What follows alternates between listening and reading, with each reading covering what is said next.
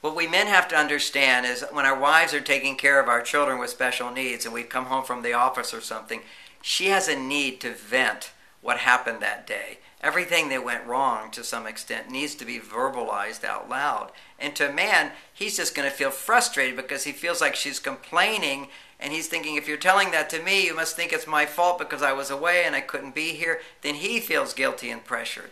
We have to recognize that women have this huge need, much greater than men, and men have it too, but women have it much greater, is the need to vent their frustrations, their disappointments, the problems, and to be able to communicate that to him in a way where he can hear. And if she forgets how to communicate in a way that he can hear, then he can make an adjustment in how he's listening so he can hear what she's saying.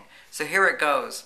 What she can say to him is, I'm so glad you're here. I just need to vent what happened today for 10 minutes. And I don't expect you to say anything or fix anything or solve anything. I know you're doing your best. I just want to download my day to you.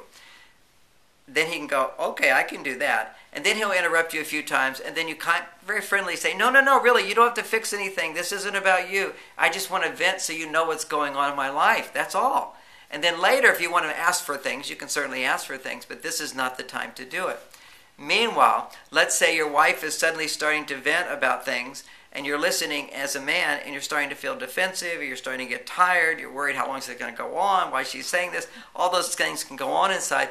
What you can do is say, well, let's pause for a moment, because I really want to hear what you're saying, and would you take a moment just to say all the good things that I do? Because it starts to sound like I don't do anything right or I'm not doing a good job. And I know that's not what you're saying.